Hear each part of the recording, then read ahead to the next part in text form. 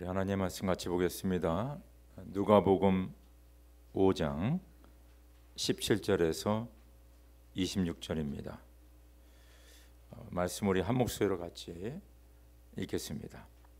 어느 날 예수께서 가르치시는데 갈릴리 및 유대 모든 마을과 예루살렘에서 온 바리새파 사람들과 율법 교사들이 둘러앉아 있었다. 주님의 능력이 함께 하심으로 예수께서는 병을 고치셨다. 그런데 사람들이 중풍병에 걸린 사람을 침상에 눕힌 채로 데려와서는 안으로 들여서 예수 앞에 놓으려고 하였다.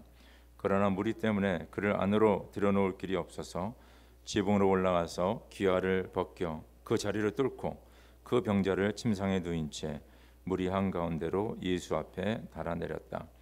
예수께서 그들의 믿음을 보시고 말씀하셨다. 이 사람아, 내 죄가 용서받았다. 그래서 율법학자들과 바리새파 사람들이 말하기를 하나님을 모독하는 말을 하다니 이 사람은 누구인가? 하나님 한 분밖에 누가 죄를 용서할 수 있는가 하면서 의아하게 생각하기 시작하였다. 예수께서는 그들의 생각을 알아채시고 말씀하셨다. 어찌하여 너희는 마음속으로 의아하게 생각하느냐? 내 죄가 용서받았다 하고 말하는 것과 일어나서 걸어가거라 하고 말하는 것 가운데서 어느 쪽이 더 말하기가 쉬우냐?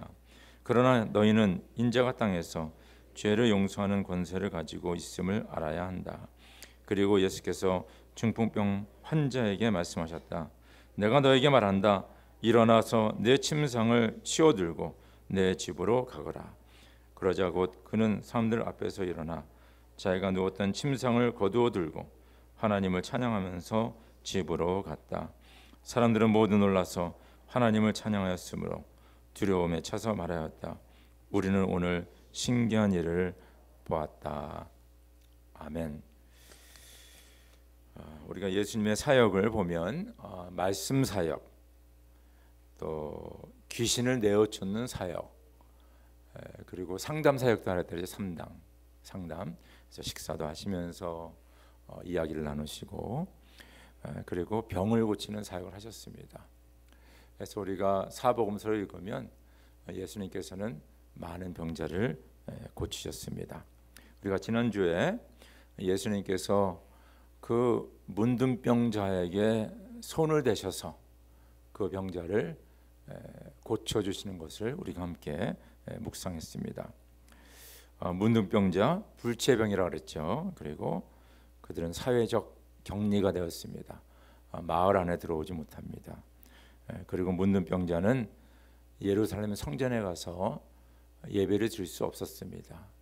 그래서 그가 예수님의 터치로 병을 고쳤다는 것은 그 육신의 질병의 고침뿐만 아니라 자기 가족에 돌아가서 가족들과 함께 삶을 나눌 수 있고 또 일도 할 수 있고, 그렇죠. 그뿐만 아니라 이제는 예루살렘 성전에 가서 하나님 앞에 예배드릴 수 있는 그런 영적 회복이 일어난 것을 우리가 알 수가 있습니다. 우리는 이 세상 살면서 질병 가운데 삽니다. 우리가 지난 3년 동안 그 코비드-19 팬데믹을 거쳤는데, 하여튼 우리는 병을 달고 사는 거예요. 병이 항상 우리 주변에 있습니다. 그래서 그냥 우리가 쉽게 뭐 감기라든가 뭐 통증이라든가 뭐 이런 병을 이제 걸리게 되면 뭐 약 먹고 좀 쉬면 금방 또 고침을 받습니다. 그런데 또 어떤 분은 뭐 고혈압, 그렇죠. 그리고 뭐 당뇨, 뭐 콜레스테롤 이런 병이 걸리면요, 그냥 평생 또 약을 먹으면서 살아야 돼요. 그래서 병을 잘 다스리면서 뭡니까? 그렇게 살아 운동도 하고 그러면서 이제 병과 함께 사는 것입니다. 또 어떤 분들은 암에 걸리게 되죠. 그래서 대수술을 받기도 하고 키모테라피를 받기도 하고 그래서 또 치유받는 분들도 계시고, 또 치유를 못 받아서 암으로 고생하여 세상을 떠나는 분들도 없지 않아 있습니다. 그래서 우리 인생은요, 병과 함께 사는 겁니다. 그래서 인생 고락, 우리가 기쁨도 있지만은 고난이 좀 더 많은 것 같아요. 그래서 우리 인생은 이렇게 삽니다. 우리는 한계의 존재이기 때문에 우리의 질병을 해결하지 못합니다. 질병을 해결하지 못할 뿐만 아니라 ultimately, 그죠?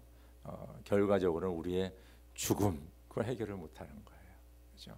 우리가 뭐 질병 좀 있으면 뭐 고치기도 하고, 뭐 질병을 달고 살기도 하고, 뭐 수술하기도 하면서 이렇게 살아가지만은 결과적으로 결론적으로는 죽음이죠. 우리는 죽음을 해결할 수가 없습니다. 그래서 우리가 이런 측면에서 우리의 인생과 세상을 바라보면 상당히 절망적입니다. 소망이 없어요. 우리가 한 인생 살아가는데 이렇게 병 걸리고 고생하면서 열심히 일하다가 어느 날 그냥 죽음이 찾아오면 세상을 떠나는구나. 인생이 참 허무하구나.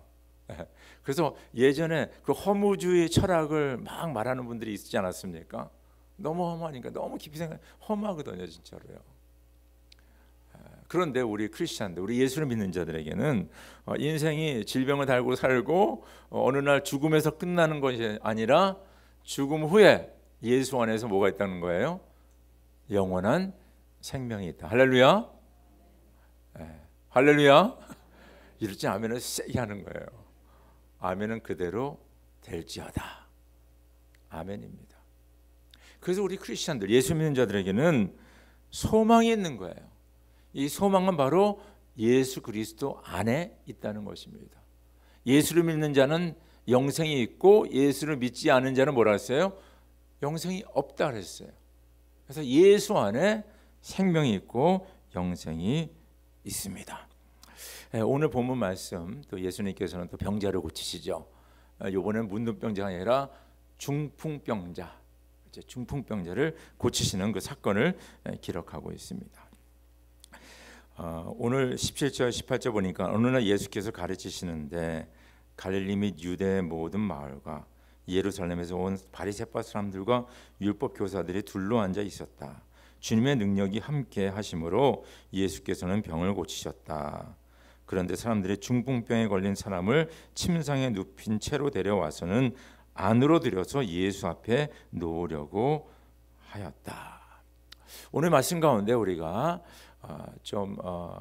그 마음에 이렇게 담아야 될 말씀이 뭐냐면, 오늘 이 중풍병자가 고침을 받는 그때가 언제였냐면 예수님께서 말씀을 가르치고 있을 적에. 여러분들, 이 하나님의 말씀은 천지 만물을 지으신 하나님의 말씀입니다. 그리고 하나님의 말씀은 생명을 창조하셨습니다. 하나님의 말씀이 선포될 적에, 하나님의 말씀을 읽고 묵상할 적에, 하나님의 말씀을 내 삶에서 실행할 적에 오늘 말씀과 같이 주님의 능력이 함께 하심으로 예수께서는 병을 고치셨다라고 말하고 있습니다. 항상 여러분들 주의 말씀을 읽고 묵상하고 말씀 안에 거하시며 말씀을 순종하며 사시기를 주의 이름으로 축원합니다. 말씀 가운데 거할 적에 하나님의 능력이 나타납니다. 막 능력 있는 분들 막 병을 고치고 막 신비스러운 일을 얘기하고 뭐 등등 하는데, 말씀에 이게 우리가 기초로 두지 않으면요, 그냥 열이면 아분 이단으로 빠지게 되어 있습니다. 그리고 그 능력이 하나님의 능력이 아니라 뭡니까? 사단의 능력이 되어버리는 거예요. 그러면서 타락하게 되는 것을 우리가 많이 보게 됩니다. 여러분들, 오늘 우리가 말씀을 묵상하기 전에 먼저 우리의 주님의 말씀이 내 마음에, 내 삶에 충만해야 된다는 것을 꼭 기억하시기를 주의 이름으로 축원합니다. 자, 두 번째는 오늘 말씀 보니까 환자가 있는 거예요. 환자. 그래서 그 사람들이 환자를 데리고 주님 앞에 온 것을 우리가 알 수가 있습니다. 오늘 우리 아까 읽었지만 다시 한번 말씀을 읽겠습니다. 시작. 어느 날 예수께서 가르치시는데 갈릴리 및 유대의 모든 마을과 예루살렘에서 온 바리새파 사람들과 율법 교사들이 둘러 앉아 있었다. 주님의 능력이 함께 하심으로 예수께서는 병을 고치셨다. 그런데 사람들이 중풍병에 걸린 사람을 침상에 눕힌 채로 데려와서는 안으로 들여서 예수 앞에 놓으려고 하였다. 그러나 무리 때문에 그를 안으로 들여놓을 길이 없어서 지붕으로 올라가서 기아를 벗겨 그 자리를 뚫고 그 병자를 침상에 누인 채 무리 한가운데로 예수 앞에 달아내렸다. 예수께서 그들의 믿음을 보시고 말씀하셨다. 이 사람아, 내 죄가 용서받았다. 그렇죠? 그 중풍병자를 데리고 온 그 사람들이 예수님 앞에 이제 데리고 가려고 그러는데 사람들이 너무 많으니까 그거 못 들어가는 거예요. 그러니까 지붕으로 올라가서 지붕을 뜯고 예수님 그 병자를 예수님 앞에 내려놓습니다. 예수님께서는 저들의 믿음을 보시고 그 환자의 죄를 용서해 줬어요. 근데 나중에 예수님께서 말씀하시는 게 내가 그러하여금 일어나 걸어라 하는 얘기나 내가 죄를 용서하는 거나 같은 말이 아니냐. 그 말은 뭐냐? 예수님께서는 저들의 믿음을 보시고 그 환자를 고쳐 주셨다는 것입니다. 우리가 성경을 읽으면요, 예수님께서 이런 말씀하셨어요. 내가 겨자씨만한 믿음이 있으면 뭐 이 산을 저쪽으로 옮길 수 있다라고 말씀하시고 네 믿음이 너를 고쳤다라고 그렇게 말씀하셨어요. 근데 오늘 말씀은 저들의 믿음을 보시고 병자를 고쳐 저들의 믿음을 보시고 귀한 말씀 아닙니까? 저들의 믿음. 그 당사자의 믿음이 아니라 그 제3자의 믿음을 보시고 예수님께서는 병자를 고치셨어요. 그 말은 뭐냐면 저와 여러분들이 우리 환자들과 어려운 사람들을 위해서 믿음으로 주님 앞에 나아갈 적에 그들의 병이 고침을 받고 그들의 문제들이 해결받는 것을 믿으시길 주의 이름으로 축원합니다. 오늘 그 말씀하시는 거예요. 우리 구약에 보면 창세기 18장 19장에 하나님께서 이제 아브라함과 대화를 나누시고 그리고 소돔과 고모라를 멸망하는 그 사건이 기록되어 있습니다. 근데 그 소돔과 고모라를 이제 멸망하기 전에 이제 그 주님의 천사가 서로 이야기하는데 야, 이 중요한 일을 나의 종 아브라함에게 이야기해야 되지 않냐. 그래서 아브라함에게 얘기를 해줍니다. 내가 이곳에 온 것은 소돔과 고모라를 멸망시키기 위해서 왔다. 그 아브라함이 깜짝 놀란 거예요. 왜요? 지금 소돔과 고모라에 누가 살고 있어요? 롯 자기 조카가 살고 있잖아요. 다 죽게 된 거예요. 그러니까 이제 아브라함이 하나님과 딜을 합니다. 만약에 그 소돔과 고모라에 50명의 의인이 있으면 하나님 그 도시를 구하지 않겠습니까? 하나님 그 50명 있으면 나 구하겠다. 근데 아브라함이 가만히 생각하니까 50명이 안 될 것 같아. 그래서 40명. 그 다음에 몇 명? 30명. 그 다음에 30다음에 얼마죠? 20이죠. 20. 20도 아닌 것 같아요. 그래서 몇 명까지 내려갑니까? 10명이죠. 10명. 의인 10명만 있으면 내가 멸망치 않겠다. 근데 소돔과 고모라에 의인 10명이 없었어요. 그래서 하나님의 심판을 받게 됩니다. 하나님 뭘 약속했어요? 의인 10명이 있으면 도시 전체 멸망받을 도시를 내가 멸망치 않겠다고 말씀하셨어요. 구원하겠다고 말씀하셨어요. 의인 10명. 그래서 오늘 말씀과 같이 저들의 믿음을 보시고 진정 의인의 믿음을 보시고 그 진짜 불치의 병 중풍병자를 주님께서는 고치셨다는 거예요. 아니 중풍병자 아니라 우리가 뭐 그 병만 있습니까? 다른 여러 병들도 있고 다른 여러 해결 안 되는 문제들이 많이 있지 않습니까? 그런 것들을 다 포함해서 저들의 믿음을 보시고 치유하여 주시고 해결해 주시는 주님의 놀라운 약속과 역사를 믿으시기를 주의 이름으로 축원합니다. 저들의 믿음은 뭡니까? 저들은 어떻게 믿었냐면 내가 이 중풍병자 우리 뭐 친구인지 가족인지 이렇게 구체적으로 얘기하지 않죠. 그래서 이 제3자 이 병자를 주님 앞에만 데리고 가면 일이 해결될 것이다 라는 그런 믿음이 있었어요. 여러분 한번 물어보겠어요. 저 여러분들 다 예수를 믿는데 여러분들이 어떤 문제에 닥쳤다든가 아니면 여러분 가족 중에 누가 질병에 걸렸을 적에 제일 먼저 하는 게 뭡니까, 여러분들? 한번 생각. 제일 먼저 뭘 하세요, 여러분들? 달래놀 먹이세요?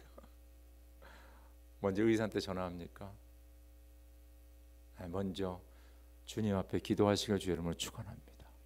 그게 바로 주님 앞에 나아가는 거예요. 예.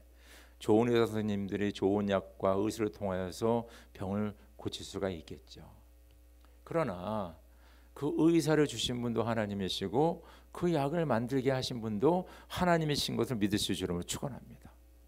이게 바로 우리의 믿음이에요. 그래서 저와 여러분들이 어떤 문제에 닥쳤을 적에, 누가 질병에 걸렸을 적에 제일 먼저 주님 앞에 나와 기도하시길 간절히 바랍니다. 그것이 바로 이 사람들이 한 거예요. 그냥 주님 앞에 데리고 간 거예요. 주님 앞에 먼저 주님 앞에 데려간 것을 알 수가 있습니다. 자, 두 번째는 뭐냐면요, 뭐 그 사람이 침대에 누워 있으니까 한 명으로는 너무 힘들었겠죠. 그러나 여기 중요한 것은 몇몇 사람들이 같이 힘을 합쳐서 이 일을 감당했다는 거예요. 그래서 우리가 혼자 중보하는 것도 중요하고 혼자 기도하는 것도 중요하지만은 우리가 함께 모여서 한 마음 한 뜻으로 주님께 나와 기도할 적에, 그 일을 감당할 적에 하나님의 역사가 일어나는 것을 믿으셔 주는 걸 축원합니다. 그래서 우리가 종이 한 장도 같이 들면 가볍다, 뭐 그런 말이 있지 않습니까? 아주 쉬운 사역도 아니야, 내가 혼자 다 할 수 있는 것도 같이 한 마음이 돼가지고 이 사역을 감당할 적에 하나님의 역사가 일어나는 거예요. 가만히 보세요, 여러분들. 저는 이 사도 바울의 행적을 항상 묵상하면서 은혜가 되는 게 뭐냐면요, 사도 바울은 어떤 면을 보면 어느 한 교회보다, 아니면 그 당시에 어떤 그 여러 교회보다 더 큰 일을 한 사람이고 더 능력 있는 사람이었음에도 불구하고 그는 항상 사역 끝나고 나서 자기를 파송한 안디옥 교회에 와서 선교 보고를 합니다. 보고할 필요 없잖아요. 뭐 능력의 종인데 항상 하고, 그리고 파송 받을 때도 뭡니까? 교회 성도들이 그들을 위해서 기도하고 파송을 받았어요. 사도 바울에 이렇게 보면요, 서신을 13개 썼는데 다 뭡니까? 교회, 그리고 거기에서 있는 리더들, 그들과 함께 사역하는 그것을 위해서 그가 편지를 쓰신 거예요. 함께하는 거. 그래서 우리 크리스천 공동체 안에서는 도플 장군이 있으면 안 돼요. 뭐 어느 목사님 때문에, 어느 장로님 때문에, 어느 집사님 때문에, 아무개 때문에 뭐 교회가 뭐 이렇게 되면 안 되는 거예요. 이 교회라는 것은 뭐냐면 우리가 한 마음, 주님을 중심으로 한 마음 한 뜻이 돼서 나아갈 적에 하나님의 놀라운 초월의 능력이 나타나는 것을 믿으시기 주름을 축원합니다. 혼자 한 게 아니, 같이 일을 감정. 세 번째 뭡니까? 이들의 믿음은 뭐냐면 수고하는 믿음이에요. 희생의 믿음이었어요. 그 앞으로 들어가는데 뭐 막혔어, 무리 때문에, 사람들 때문에 막혔어. 그러니까 어떻게 합니까? 지붕으로 올라가는 거예요. 그래서 지붕을 뚫습니다. 나중에 그거 다 폐해야 되지 않겠습니까? 남의 지붕 뚫었는데 거기 내려놓지 않았어요. 함께 희생하고 헌신하고 수고하는 거예요. 함께. 지난주에 잠깐 얘기했지만 이번에 유카탄 선교 29명이 갔는데 어저께 우리 다녀오신 분들 서로 디브리핑 서로 얘기하면서 가보니까 10대, 20대, 30대, 40대, 50대, 60대, 70대 모든 세대가 다 그 10대에서 70대까지 모여가지고 선교를 했어요. 저는 참 너무 은혜가 됐어요. 제가 뭐 여기 우리 교회에서 지금 이 선교를 19년째 하고 있지만은 진짜 모든 세대가 골고루 함께 주님의 사역을 할 적에 하나님이 참 기뻐하시겠다. 한 마음 한 뜻으로 할렐루야. 그 쬐약 볕에서 거의 뭐요 38도 39도의 그 더위에 그 습기가 거의 한 90몇 % 되죠. 그 가운데 땀을 뻘뻘 흘리면서 거기 이제 저희 형육 선교사님 한 분이 계시거든요. 그 가정에 계신데 그분이 아마존에서 3년 사역하셨어요. 그래서 아마존하고, 저는 아마존을 못 가봤기 때문에 아마존하고 유카탄하고 어떨까, 그래서 둘 다 더운 곳인데 어떻습니까? 그러니까 이분 얘기가 재밌어요. 아마존은 상당히 덥대요. 근데 밤이 되면 약간 시원하고 그 다음에 또 낮이 되면 덥대요. 그래서 덥다가 시원했다 덥다가. 유카탄은 어떠냐니까 유카탄은 상당히 덥대요. 그러다가 더 덥대요. 그리고 밤에 약간 덥대요. 그래서 시원한 게 없다는 거예요. 그래서 그 얘기를 들으면서 야, 참 뭐 아마존 가면 벌레도 많고 더 많은, 그죠? 더 미개한 지역이니까 더 힘든 것도 있겠지만 이제 그 날씨를 본다면 이제 그런 곳입니다. 근데 거기서 우리 뭐 그냥 10대부터 70대가 그냥 한 주 동안 있으면서 거기서 그냥 막 땀 흘리면서 수고하고 헌신하고. 그래서 우리가 사역을 얼마큼 많이 했냐, 뭐 며칠 동안 있었냐, 뭐 돈을 얼마나 갖다 줬냐, 뭐 빌딩을 졌냐 이런 개념이 아니라 우리가 믿음으로 한마음 한뜻이 돼서 함께 수고하고 헌신할 적에, 희생할 적에 하나님의 놀라운 역사가 있는 것을 믿으시기 주름을 축원합니다. 그것이 바로 믿음이에요. 그래서 예수님께서는 저들의 믿음을 보시고 환자가 있는데 예수님 앞에 먼저 데려간 거예요. 환자가 있는데 함께 한 거예요. 환자가 있는데 그들이 헌신하고 수고하여서 주님 앞에 이 환자들 데리고 왔습니다. 저들의 믿음을 보시고 그를 고쳐주셨습니다. 두 번째는 오늘 이 사건에서 종교와 신앙에 대해서 우리가 좀 살펴볼 수 있는데 말씀을 같이 읽어봅시다. 시작.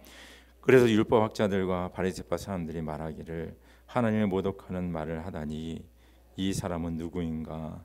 하나님 한 분밖에 누가 죄를 용서할 수 있는가 하면서 의아하게 생각하기 시작했다. 하나님의 아들이 오셔서 그 참되신 분을 알 수 있도록 우리에게 이해력을 주신 것을 우리는 압니다. 우리는 그 참되신 분 곧 하나님의 아들 예수 그리스도 안에 있습니다. 이분이 참 하나님이시요 영원한 생명이십니다. 믿음은 바라는 것들의 확신이요 보이지 못하는 것들의 증거입니다. 자, 예수님께서 그 중풍 환자를 보시고 내가 네 죄가 사함을 받았다라고 얘기하니까 거기 있는 그 율법학자들과 바리새파 사람들이 깜짝 놀란 거예요. 아니 하나님을 모독하느냐? 네가 도대체 누군데? 하나님 한 분밖에 죄를 사할 수가 없는데 하면서 예수님을 의아하게, 여기 의아한다는 건 의심한다는 겁니다. 그리고 괘씸하게 좀 바라보는 거예요. 네가 감히 뭐 죄를 용서해? 저는 이 율법학자들과 바리새파 사람들이 이해를 해요. 그럴 수밖에 없죠. 갑자기 그냥 뭐 나타나가지고 뭐 죄를 용서하고 그러니까 깜짝 놀랄 수밖에 없습니다. 이해를 해요. 그런데 예수님을 보면서 예수님을 또 하나님, 주님으로 모신 사람이 있거든요. 무슨 말인지 알겠죠? 그러니까 인간적으로 보면 바리새파 사람들과 이 율법학자들이 예수님을 이렇게 지탄하고 의심하는 게 당연한데 그 똑같은 예수님을 보고 예수님을 주와 구원자로 영접한 사람들이 있다는 거예요. 하나님으로 받아들인 사람들이 있다는 거예요. 그럼 오늘도 마찬가지입니다. 이 2000년이 지난 지금도 똑같은 사건과 예수님의 역사를 보고 하나님 아버지로 받아들이는 사람이 있는 반면에 그러지 못하는 사람들이 있다는 거예요. 그건 똑같은 일입니다. 저는 그것을 종교적인 사람과 신앙의 사람의 그 차이라고 생각합니다. 종교적인 거, 그렇죠? 그들은 유대교 종교의 기준으로는 예수님이 이렇게 죄의 사함을 선포하는 것은 잘못된 겁니다. 있을 수가 없는 거예요. 그래서 그들은 뭡니까? 모세의 율법 613개 해야 될 것, 하지 말아야 될 것, 그 율법을 지키는 것, 그리고 종교 예식, 그렇죠? 그들의 전통, 거기에 포커스가 되다 보니까 진정 예수께서 그들이 그렇게 기다렸던 메시아인 예수님께서 이 땅에 오셨을 적에 그들의 종교적인 그 삶 때문에, 그 생각 때문에 예수 그리스도를 보지 못하게 됩니다. 그러니까 그들의 종교 사상 안에서, 그러니까 그들이 알고 경험하는 것 안에 그 이상을 바라보지 못하고 깨달지를 못하는 것, 참 중요한 포인트입니다, 여러분들. 특히 예수를 오래 믿으신 분들, 또 몇 대째 예수를 믿는 분들, 그렇죠? 저를 포함해서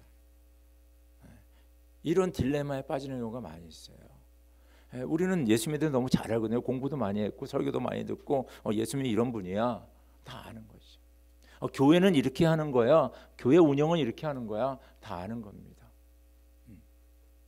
이렇게 사는 것이 올바로 사는 거야, 그것도 다 알아요. 그것이 우리의 신앙의 중심이다 보니까 우리가 신앙생활, 믿음의 생활, 믿음의 삶보다는 뭡니까? 종교 생활로 바뀌게 됩니다. 제가 남미에서 살 적에 제 친구가 캐톨릭인데 그 친구가 얘기한 거야. Good Catholic, 그렇죠? 그 브라질에 있는 친구입니다. 그 친구 얘기가 뭐냐? 그들은 자긴 캐톨릭이라 그러면서 그 교회 3번 가는 거래 평생. 첫 번째 태어나서 영세 받으러, 두 번째는 결혼하러, 세 번째는 죽으면 장례식으로.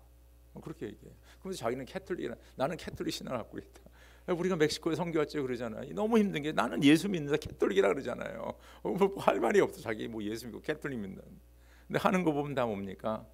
그들의 전통이며 예식이며 종교적인 그런 삶만 살고 있는 것을 알 수가 있습니다. 그래서 이게 종교적으로 돼버리면요, 이슬람교나 불교나 힌두교나 유대교나 다른 게 없습니다. 그러면 자기가 이 종교에서 말하는 그 법을 지킴으로 말미암아 내가 하나님 앞에 가까이 간다, 내가 구원에 이른다, 그렇게 돼버리는 거예요.